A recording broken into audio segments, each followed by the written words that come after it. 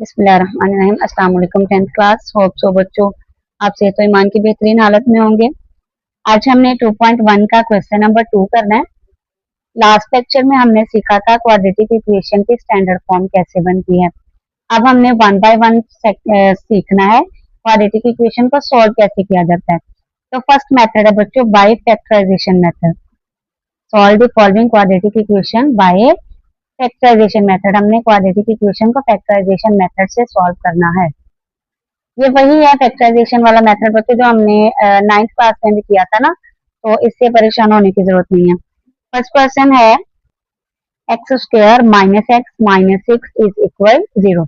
इस इक्वेशन को फैक्टराइजेशन से सॉल्व करें। तो फैक्टराइजेशन में फर्स्ट पार्ट होता है, फर्स्ट स्टेप बच्चों होता है कांस्टेंट और एक्स स्क्वायर वाली वैल्यू को मल्टीप्लाई कर लें। यहाँ पर एक्स स्क्वायर के साथ क्या लिखा हुआ है 1, माइनस 6 और 1 को मल्टीप्लाई करें क्या आएगा माइनस 6 आएगा। अब आपने दो नंबर ऐसे सोचने हैं जिनको मल्टीप्लाई करके 6 आए और उनको माइनस करके 1 आए। ठीक है, दो नंबर ऐसे सोचें जिनको मल्टीप्लाई करके 6 और उनको माइनस करके आए -1। दो नंबर कौन से हैं बच्चों 3 और 2। -3 और +2 इनको मल्टीप्लाई कर लें -6 बन जाएगा और इनको सॉल्व कर लें तो क्या बन जाएगा आपके पास -1 बन जाएगा। बस यही काम होता है। उसके बाद एक्स स्क्वायर वाली टर्म ऐसे आ जाती, इस x की जगह पे आपने ये दोनों वैल्यूज लिखनी -3x + 2x और कांस्टेंट भी ऐसे का ऐसे इज इक्वल 0। इन दोनों में देख लें क्या चीज कॉमन नजर आ रही, x आ रहा है। 2x से एक बाहर चला गया तो पीछे कितने बच गए 1, माइनस ऐसे यहाँ से x बाहर चला गया पीछे बचा हमारे पास 3। इन दोनों में से देखें क्या कॉमन आ रहा है। 2 और 6 2 के टेबल में आते हैं तो 2 कॉमन ले लेगा तो पीछे क्या बचेगा यहाँ x -2 के टेबल में 6 कहाँ जाकर आता है 3 पे जाकर आता है इज इक्वल 0। अब आपने चेक क्या करना है, ये जो ब्रैकेट में नंबर्स लिखे हुए हैं ना ये सेम होने चाहिए। अगर तो आपके ब्रैकेट्स में वैल्यू सेम आई है इट मींस आपका क्वेश्चन बिल्कुल ठीक है। तो देखिए x -3 आ रहा है, इसको आपने 1 टाइम लिखना है। यहाँ से बाई क्या बचेगा x और इधर से बाई क्या बच गया +2, इनको लहदा ब्रैकेट में लिख लें और इक्वल 0 तो है ही है। अब आपने 1 बाय 1 दोनों ब्रैकेट्स को 0 के इक्वल रखना है। x -3 को 0 के इक्वल रखें तो x का आंसर क्या आएगा -3 दूसरी साइड पे जाके +3 बन जाएगा। x +2 को 0 के इक्वल रखें तो x का आंसर क्या आएगा +2 दूसरी साइड पे जाकर बन जाएगा -2। तो x के दो आंसर आए 3 और -2। उसके बाद आपने सोल्यूशन सेट लिखना है करली ब्रैकेट में, उसमें आपने x के दोनों आंसर लिख देने हैं। क्लियर है बच्चों। सेकेंड पार्ट में चलें, x square + 3x - 28 is equal 0। Constant -28 है, x स्क्वायर के साथ 1 है, इनको मल्टीप्लाई किया तो -28 आया। अब दो नंबर ऐसे चाहिए जिनको मल्टीप्लाई करके क्या आए 28 और फिर उनको आपने माइनस करना है तो क्या आए +3 आए। तो वो नंबर कौन कौन से हैं बच्चों -4 और +7। -4 और +7 को मल्टीप्लाई करें क्या बनता है -28 बनता है। -4 और +7 को सॉल्व कर लें तो क्या बनता है +3 बनता है। इसका मतलब ये फैक्टर हमारे बिल्कुल ठीक है। एक्स स्क्वायर ऐसे का ऐसे 3x की जगह पे क्या लिखेंगे -4x + 7x, कांस्टेंट भी ऐसे का ऐसे। अब इन दोनों में से क्या कॉमन नजर आ रहा है x, पीछे क्या बचेगा x -4। यहाँ से क्या कॉमन नजर आ रहा है 7, पीछे क्या बचेगा x -4। x -4 एक दफा लिखेंगे और पीछे क्या बचेगा x + 7, इसके लिए ब्रैकेट बन जाएगी। अब x -4 को 0 के इक्वल रखें तो x का आंसर +4 आ जाएगा। x + 7 को 0 के इक्वल रखा तो x का आंसर -7 आ गया। अब आप सोल्यूशन सेट बना लें, उसमें क्या लिखेंगे 4, -7। सोल्यूशन सेट को करली ब्रैकेट में लिखना है, ये ध्यान में रखना है आपने।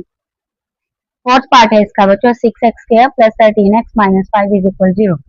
इसमें भी क्या करना है कांस्टेंट और x² वाली को मल्टीप्लाई करें तो क्या आएगा -30 आएगा। दो नंबर ऐसे सोच रहे हैं जिनको मल्टीप्लाई करके 30 आए और उनको माइनस करके क्या आए +13 आए। तो कौन से ऐसे नंबर है बच्चों +15 और -2, इन दोनों को मल्टीप्लाई करें क्या बनेगा -30 बनेगा।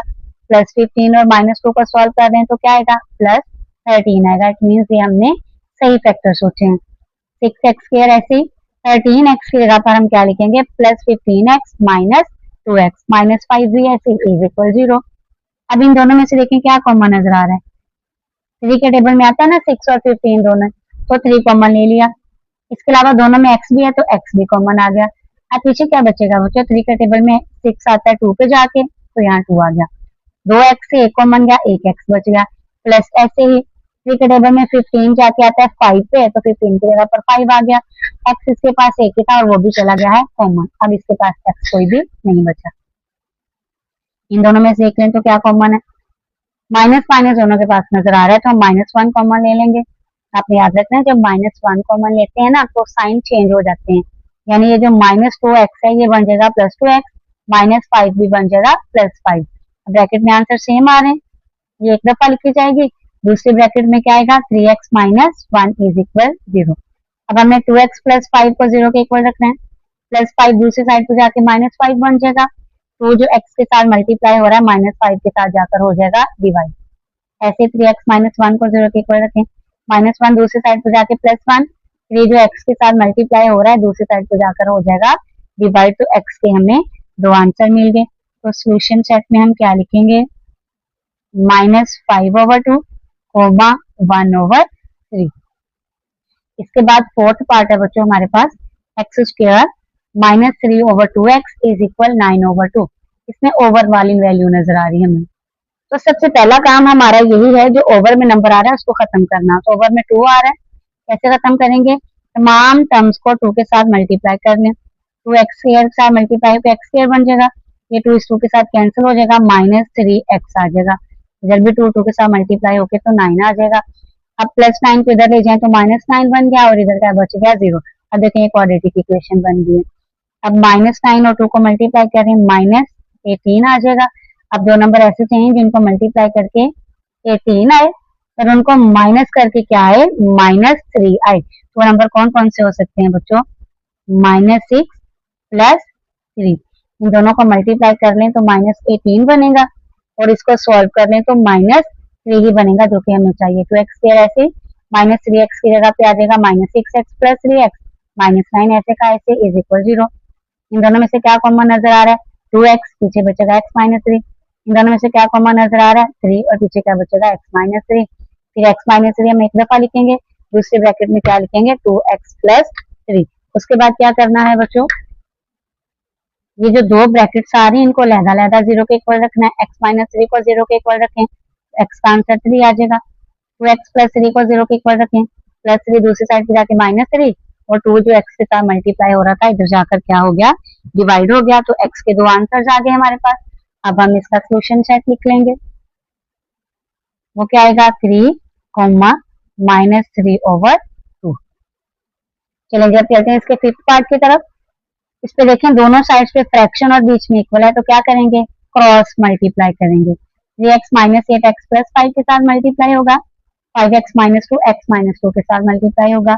इन दोनों ब्रैकेट्स को मल्टीप्लाई कर लिया, इधर भी इन दोनों ब्रैकेट्स को मल्टीप्लाई कर लिया।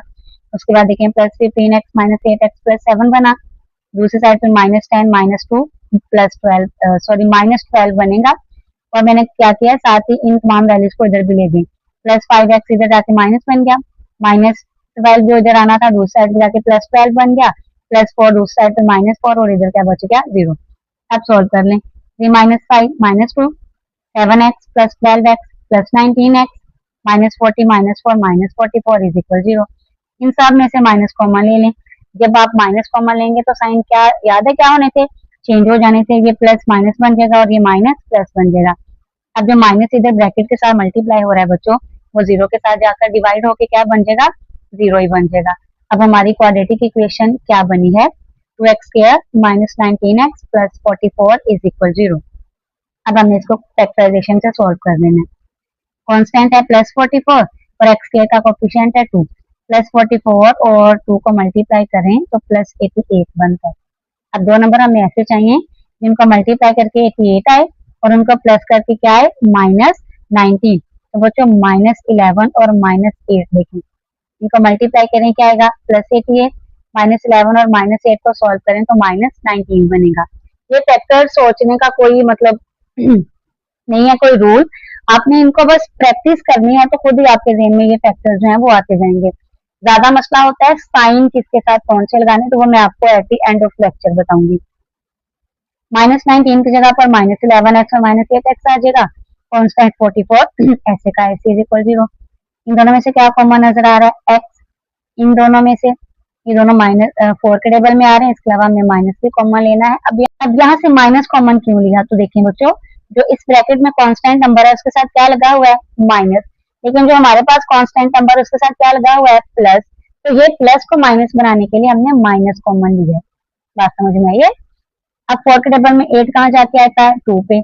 ये माइनस कॉमन लिया है जिसकी वजह से प्लस क्या बन जाएगा, माइनस। 4 के टेबल में 44 कहाँ जाके आता है, 11 पे जाके आता है। आगे वही काम, दोनों ब्रैकेट सेम है, इसको एक दफा लिखेंगे, दूसरे ब्रैकेट में x-4 आ जाएगा। x-4 को 0 के इक्वल रखा तो -4 इधर जाके +4, x का आंसर +4 आ गया। तो x-1 को 0 के इक्वल रखें, -11 दूसरी साइड पे जाके +11, तो जो x के साथ मल्टीप्लाई हो रहा था दूसरी साइड पे जाकर 11 के साथ हो गया है डिवाइड। तो सोल्यूशन सेट आ गया हमारे 4,11/2। अब चलते हैं इसके 6 और लास्ट पार्ट की तरफ। 1/x-1 -1/x+1 is equal 1/35। सबसे पहला काम ओवर को खत्म करना। ओवर में आ रहा है 35, x+3 x-1, तो आपने 35 ब्रैकेट में x-1, अगली ब्रैकेट में x+3, इतनी रकम को इन तीनों टर्म्स के साथ मल्टीप्लाई कर लेना है बच्चों। देखिए 1/x-1 के साथ भी मल्टीप्लाई कर लिया, -1/x+ सभी के साथ भी मल्टीप्लाई कर लिया, इक्वल ऐसे ही 1/35 के साथ भी मल्टीप्लाई कर लिया। अब क्या होगा, x-1 के साथ कटिंग हो जाएगा, 35 इंटू x+3 आ जाएगा। यहाँ से x+3 के साथ कटिंग हो जाएगा, क्या बचेगा, 35 इंटू x-1। इक्वल के दूसरी साइड पे 35 के साथ कटिंग हो जाएगा, क्या बचेगा, x-1 इंटू x+3। ओवर हमारे खत्म हो गए, क्या बच गई हैं, ब्रैकेट्स बच गई हैं। अब हमने ब्रैकेट्स को ओपन कर लेना है, किस तरह से, मल्टीप्लाई करके, क्योंकि आप गौर करें तो तमाम ब्रैकेट्स आपस में मल्टीप्लाई हो रही हैं। अब इन ब्रैकेट्स को मल्टीप्लाई कर लेंगे, 35 को इन दोनों नंबर के साथ मल्टीप्लाई कर लें, -35 को इन दोनों नंबर के साथ मल्टीप्लाई कर लें, इन दोनों ब्रैकेट्स को भी मल्टीप्लाई कर लिया। -35x + 35x कटिंग हो जाएगा, 105 + 35 140 बन गया, x² ऐसे ही, +3x - 1x + 2x - 3 ऐसे ही। अब इनको एक साइड पे कर लें, +140, दूसरी साइड पे क्या बन जाएगा, -140 बन जाएगा। जी बच्चों, अब -140 बन जाएगा -143। अब जी बच्चों, अब हमें दो नंबर ऐसे चाहिए जिनको मल्टीप्लाई करके क्या आए, -143, और उनको माइनस करके क्या आए, +2 आए। तो वो दो नंबर है +13 -11। दोनों को मल्टीप्लाई करें तो बच्चों -143 ही बनेगा। इनको सॉल्व कर लें, +13 -11 को, तो +2 बनेगा। तो +2x की जगह पे हम क्या लिखेंगे, ये जो दो फैक्टर्स हमने सोचे हैं, +13x - 11x, बाकी x² वाली वैल्यू और कांस्टेंट ऐसे का ऐसे ही रहेगा। इन दोनों में से आपको क्या कॉमन नजर आ रहा है, x कॉमन नजर आ रहा है, पीछे क्या बचेगा, x+13। इन दोनों में से क्या कॉमन नजर आ रहा है, -11 नजर आ रहा है, यहाँ से x बचेगा, ये माइनस प्लस बन जाएगा। 11 के टेबल में 143 आता है, 13 पे जाके इज इक्वल 0। x+13 एक दफा, जबकि दूसरे ब्रैकेट में आ जाएगा x-11। x-11 को 0 के इक्वल रखें तो x का आंसर 11 आ गया। x+13 को 0 के इक्वल रखें तो x का आंसर -13 आ गया। तो सोल्यूशन सेट हमारे पास क्या बना, 11 और -13। ये था बच्चों एक्सरसाइज 2.1 का क्वेश्चन नंबर 2, जिसमें हमने क्वाड्रेटिक इक्वेशन को फैक्टराइजेशन से सॉल्व करना सीखा। होप सो आपको इसकी समझ आ गई होगी। अब चलते हैं बच्चों साइंस की तरफ। अक्सर बच्चे ना फैक्टराइजेशन तो कर लेते हैं, उन्हें फैक्टर्स तो मिल जाते हैं, लेकिन उन्हें साइन नहीं लगाने आ रहे होते हैं।